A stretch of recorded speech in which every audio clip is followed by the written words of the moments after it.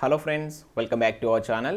Friends, ఈ వీడియోలో మనం ఈరోజు అన్ని న్యూస్ పేపర్లో వచ్చినటువంటి ఇంపార్టెంట్ ఎడ్యుకేషన్ అప్డేట్స్ ఏందో చూద్దాం. సో ప్రతిరోజు మన ఛానల్ నుండి ఇంపార్టెంట్ ఎడ్యుకేషన్ అప్డేట్స్తో పాటు జాబ్ నోటిఫికేషన్ వివరాలు కావచ్చు, అదేవిధంగా తెలంగాణ ఉద్యమ చరిత్రకు సంబంధించినటువంటి ముఖ్యమైనటువంటి ప్రశ్నలు కూడా అందించడం జరుగుతుంది.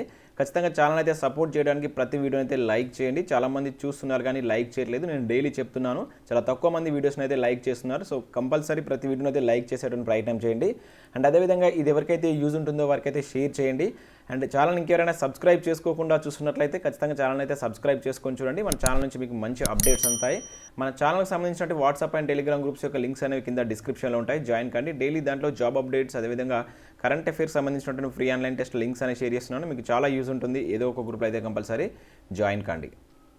సో ఈరోజు అప్డేట్స్ కనుక చూసుకుంటే మనకు ఫస్ట్ అప్డేట్ వచ్చేసి ఇక్కడ సికింద్రాబాద్లో నిర్వహించినటువంటి సమావేశంలో మాట్లాడుతున్నటువంటి కేటీఆర్ గారు ఈ విధంగా అయితే అనడం జరిగింది. 19,200 టీచర్ జాబులు ఇచ్చినాం అంటూ గతంలో ఏ ప్రభుత్వం చేయనని ఉద్యోగాలు భర్తీ చేశామని చెప్పేసి కేటీఆర్ గారు ఇక్కడ ఈ సమావేశంలో భాగంగా అయితే మాట్లాడడం జరిగింది.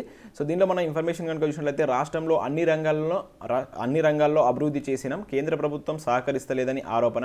సో రాష్ట్రాన్ని అన్ని రంగాల్లో ఎంతో అభివృద్ధి చేశామని, ముఖ్యంగా అనేక నూతన విద్యా సంస్థలను నెలకొల్పామని చెప్పేసి మనకు ఐటీ మంత్రి కేటీఆర్ గారు అన్నారు. రాష్ట్రంలో దాదాపుగా 1,33,000 ఉద్యోగాలను భర్తీ చేశాం. అందులో దాదాపుగా 19,200 టీచర్ పోస్టులేనని చెప్పేసి చెప్పడం జరిగింది. దేశంలో ఎరుగైనటువంటి అద్భుతమైనటువంటి సంక్షేమ అభివృద్ధి పథకాలతో పాటు తెలంగాణ రాష్ట్రాన్ని ముందు వరుసలో ఉంచామని చెప్పేసి చెప్పడం జరిగింది.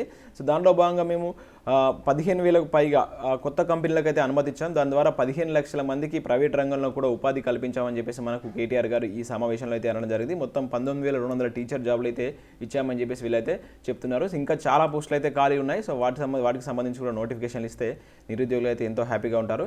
అండ్ నెక్స్ట్ అప్డేట్ కనుక చూసుకుంటే మనకు పీఈటీ పోస్టుల భర్తీకి లైన్ క్లియర్ అంటే ఒక న్యూస్ చూడవచ్చు. సో ఎప్పటి నుంచో వెయిట్ చేస్తున్నటువంటి న్యూస్ ఇది. సో టోటల్గా అయితే దీనికి సంబంధించి భర్తీకి అయితే లైన్ క్లియర్ హైకోర్టు అయితే క్లియర్ ఇవ్వడం జరిగింది. సో కేటగిరీ వారిగా భర్తీ చేయాలని చెప్పేసి టీఎస్పీఎస్సీకి హైకోర్టు ఆదేశం అని చెప్పేసి ఒక న్యూస్ మనం ఇక్కడ చూడవచ్చు. సో ఇక్కడ ఇన్ఫర్మేషన్ కనుక చూసుకుంటే గురుకుల పాఠశాలలో వ్యాయామ ఉపాధ్యాయ పీఈటీ పోస్టుల భర్తీకి న్యాయపరమైనటువంటి అడ్డంకి అయితే తొలగిపోయింది. 1 నుంచి 8వ తరగతి వరకు ఒక కేటగిరీ, ఆపై 10th వరకు మరొక కేటగిరీకి కావాల్సినటువంటి అర్హతలు ఉన్నటువంటి అభ్యర్థులను ఎన్సిటి ఈ గైడ్లైన్స్ ప్రకారం ఎంపిక చేయాలని చెప్పేసి 2017లోని నోటిఫికేషన్ ప్రకారం ఆ కేటగిరీలకు ఎన్ని పోస్టులు అవసరమో తేల్చి అర్హులను నియమించాలని చెప్పేసి టీఎస్పీఎస్సీకి హైకోర్టు అయితే ఆదేశాలు జారీ చేసింది. ఈ మేరకు chief justice Hima Kohli, justice B Vijay Sai రెడ్డితో కూడినటువంటి డివిజన్ బెంచ్ సోమవారం ఉత్తర్వులు అయితే జారీ చేసింది. అయితే మనకు 2017లో 616 పీఈటీ పోస్టుల భర్తీకి అయితే నోటిఫికేషన్ అయితే ఇచ్చింది. 1 నుంచి 8వ తరగతి వరకు ఒక కేటగిరీ పీఈటీ పోస్టులకు ఇంటర్ డిప్లొమా అర్హత ఉండాలని, సో ఆ పైన 10th వరకు ఉన్న కేటగిరీల పోస్టులకు డిగ్రీతో పాటు ఇంకా అర్హతలు అయితే పేర్కొంది. సో అయితే అవి ఆ రెండింటిని సవాల్ చేస్తూ కొంతమంది అయితే కోర్టులో అయితే కేసు వేయడం జరిగింది. సో ఓవరాల్గా అయితే దానికి సంబంధించి అయితే నిన్నైతే కోర్టు దీనికి సంబంధించినటువంటి ఉత్తర్వులు అయితే జారీ చేసింది. ప్రక్రియ అనేటువంటి 2 కేటగిరీలో చేయాలని చెప్పేసి. అండ్ నెక్స్ట్ అప్డేట్ కనుక చూసుకుంటే ఇక్కడ 7 ఏళ్లలో డిఎస్సి ఎందుకు వేయలే, సీఎం కేసీఆర్ను ప్రశ్నించినటువంటి ఉత్తమ్. సో హైదరాబాద్ ఇక్కడ చూసిన వెలుగు న్యూస్ పేపర్లో వచ్చినటువంటి న్యూస్ ఇది. 7 ఏళ్లలో టీఆర్ఎస్ పాలనలో ఒక్క డిఎస్సి నోటిఫికేషన్ కూడా ఎందుకు రాలేదని చెప్పేసి సీఎం కేసీఆర్ సమాధానం అని చెప్పేసి మనకి ఉత్తమ్ కుమార్ రెడ్డి అయితే కోరడం జరిగింది.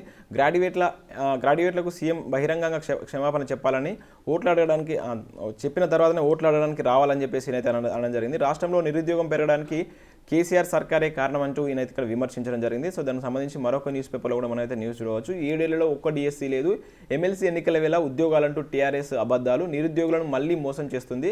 సో ఇక్కడ ఉత్తమ్ కుమార్ రెడ్డి అయితే మనకు వ్యాఖ్య చేయడం జరిగింది ప్రభుత్వం పైన. సో ఇప్పటివరకు ఎందుకు డిఎస్సీ ఇవ్వలేదని చెప్పేసి కేసీఆర్ గారిని అయితే ప్రశ్నించడం జరిగింది. అండ్ మరొక అప్డేట్ కనుక చూసుకుంటే ఉద్యాన చదువులు ఉత్తవేనా అంటూ 20 ఏళ్ళుగా వెలువడినటువంటి నోటిఫికేషన్ అంటూ ఒక న్యూస్ చూడవచ్చు. ఇక్కడ చూసినట్లయితే 1000 మంది వరకు డిప్లొమా విద్యార్థులు ఉమ్మడి రాష్ట్రంలో 2001లో మొదలైనటువంటి కోర్సు, తెలంగాణలో 2 కళాశాలలో ఉద్యానవన విద్య, ఆంధ్రాలో విలేజ్ హార్టికల్చర్ అసిస్టెంట్గా అవకాశం. సో దాదాపు 2001 నుంచి ఇప్పటి వరకు ఈ ఉద్యానవన విద్యకు సంబంధించి మనకు తెలంగాణలో 2 విద్యా సంస్థలు ఉన్నాయంట. దానికి సంబంధించి ఇప్పటికి కూడా ఎటువంటి నోటిఫికేషన్ వెలువడలేదని చెప్పేసి ఇక్కడ చూడవచ్చు. 20 ఏళ్ళుగా వెలువడినటువంటి నోటిఫికేషన్. వ్యవసాయ శాఖ, పశు సంవర్ధన శాఖలో డిప్లొమా అభ్యర్థులు ఉద్యోగాలను కల్పించాలని ప్రభుత్వం, ఉద్యానవన శాఖలు మాత్రం ఇలాంటి ఉద్యోగాల భర్తీ అయితే ఇప్పటి వరకు చేపట్టలేదని చెప్పేసి చూడవచ్చు. 2001లో ఈ కోర్సును అయితే ప్రవేశపెట్టారు. దాదాపు 20 ఏళ్ళు గడుస్తున్నా కూడా ఎటువంటి నోటిఫికేషన్ లేదు.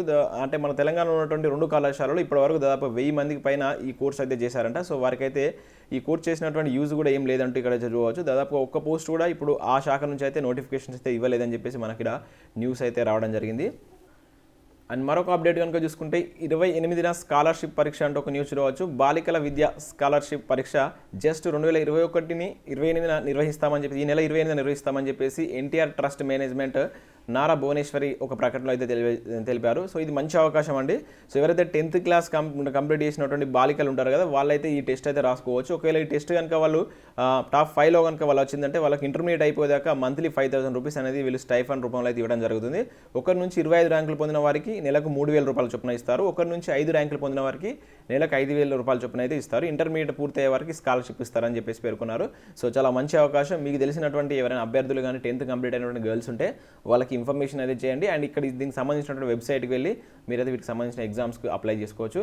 అండ్ నెక్స్ట్ ఉచిత శిక్షణకు దరఖాస్తులు ఆహ్వానం అంటూ మరొక న్యూస్ చూడవచ్చు. కరీంనగర్ జిల్లాలో ఉన్నటువంటి తిమ్మాపూర్ మండల కేంద్రంలో SBI RCT గ్రామీణ స్వయం ఉపాధి శిక్షణ సంస్థలో రిఫ్రిజిరేషన్ అండ్ ఎయిర్ కండిషన్ కోర్సులకు ఉచిత శిక్షణ దరఖాస్తులు ఆహ్వానిస్తున్నట్లు ఆ సంస్థ డైరెక్టర్ అయితే ఇక్కడ సోమవారం తెలిపారు. ఈ నెల 15 నుంచి వీటికైతే శిక్షణలు ప్రారంభం కానున్న నేపథ్యంలో ఉమ్మడి కరీంనగర్ జిల్లాకు సంబంధించినటువంటి యువకులు 18 నుంచి 45 సంవత్సరాల లోపు గల వయసు గలవారు వీటికి అర్హులు. 10వ తరగతి విద్యా అర్హత అనేది ఉంటుంది. తెల్ల రేషన్ కార్డు కలిగినటువంటి వాళ్ళు ఈ ఉచిత శిక్షణలతో పాటు ఉచిత భోజన వసతి కూడా కల్పించనున్నట్లు ఇక్కడ వీలైతే ఇచ్చాడు. సో ఎవరైతే కరీంనగర్ డిస్టిక్ సంబంధించిన అభ్యర్థులు ఉంటారో వీటి పట్ల ఇంట్రెస్ట్ ఉంటే వీటికైతే మీరు వెళ్ళి ఉచితంగా శిక్షణ అయితే తీసుకోవచ్చు.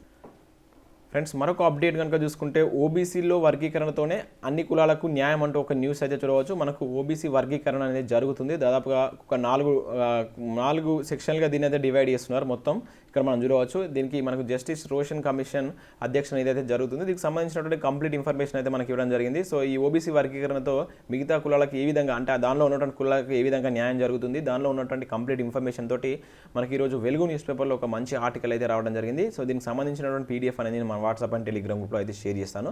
ఒకసారి అయితే కంప్లీట్ ఇన్ఫర్మేషన్ చదవండి. దీనిలో మనకు ముఖ్యంగా ఉద్యోగాలకు సంబంధించి బీసీ రిజర్వేషన్లో వర్గీకరణ అమలు పరుస్తున్నారు కదా, దానికి సంబంధించి మంచి న్యూస్ అయితే వీళ్ళైతే ఇవ్వడం జరిగింది. అసలు ముందు ఉద్యోగ నియామకాల్లో కూడా ఈ రిజర్వేషన్ యొక్క వర్గీకరణ అనేది ఏ విధంగా ఉండబోతుంది అనేది కూడా ఇక్కడ మనకు ఒక అజంప్షన్లో అయితే ఇవ్వడం జరిగింది.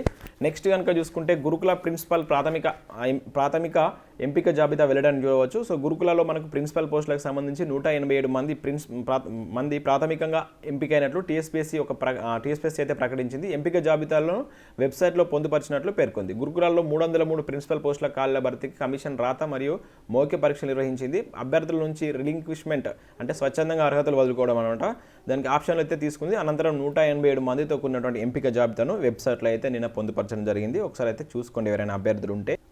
అండ్ మరొక అప్డేట్ కనుక చూసుకుంటే FSIలో టెక్నికల్ అసిస్టెంట్ అసోసియేట్ అంటే ఒకటి ఇక్కడ జాబ్ నోటిఫికేషన్ చూడవచ్చు. ఇక్కడ భారత ప్రభుత్వ పర్యావరణ అటవీ వాతావరణ మార్పుల మంత్రిత్వ శాఖకు చెందినటువంటి డెహ్రాడూన్లో ఫారెస్ట్ సర్వే ఆఫ్ ఇండియా నుంచి సో కాంట్రాక్ట్ బేసిస్లో ఈ ఉద్యోగాలు అయితే ఫిల్ చేస్తున్నారు. మొత్తం 44 పోస్టులు అయితే ఉన్నాయి. సో వీటికి సంబంధించి మనకు తెలంగాణలో కూడా జాబ్స్ వచ్చేటువంటి ఛాన్స్ అయితే ఉంది. తెలంగాణలో కూడా వేకెన్సీస్ 1-2 ఉన్నట్లనే నేను చూశాను. సో వాటికి సంబంధించి ఇక్కడ సంబంధిత విభాగంలో జియోగ్రఫీ కావచ్చు, MSc BTech and post graduate చేసినటువంటి అభ్యర్థులు అప్లై చేసుకోవచ్చు. ఈ నెల 30 నాటికి మించకుండా మీరైతే అప్లై చేసుకోవాలి.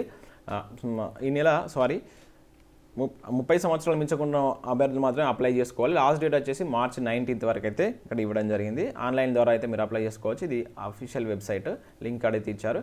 అండ్ నెక్స్ట్ అటవీ శాఖలో మహిళలకు 33% ఉద్యోగాలు ఇవ్వాలని చెప్పేసి కేంద్ర మంత్రి ప్రకాష్ జవదేకర్ అయితే నిన్న ఒక ప్రకటన చేయడం జరిగింది. నిన్న మహిళా దినోత్సవం సందర్భంగా సో అటవీ శాఖల్లో 33% ఉద్యోగాలు కల్పించాలని చెప్పేసి రాష్ట్ర ప్రభుత్వం వాటికి చొరవ తీసుకోవాలని చెప్పేసి కేంద్ర మంత్రి జవదేకర్ అయితే ఇక్కడ మనకు ఒక సూచన అయితే ఇవ్వడం జరిగింది. అండ్ నెక్స్ట్ అప్డేట్ కనుక చూసుకుంటే మనకు నిన్న JEE ఫలితాలు అయితే రిలీజ్ కావడం జరిగింది. దానికి సంబంధించిన ఇన్ఫర్మేషన్ అయితే మీరు ఇక్కడ చూడవచ్చు. అదే కాకుండా ఉద్యోగార్హ మహిళల్లో తెలంగాణ నెంబర్ 2 అని చెప్పేసి ఒక న్యూస్ చూడవచ్చు. మొదటి స్థానంలో నిలిచినటువంటి రాజస్థాన్, పట్టణాల పరంగా హైదరాబాద్ టాప్. ఉద్యోగార్హత నైపుణ్యాల్లో మహిళలే ఎక్కువ.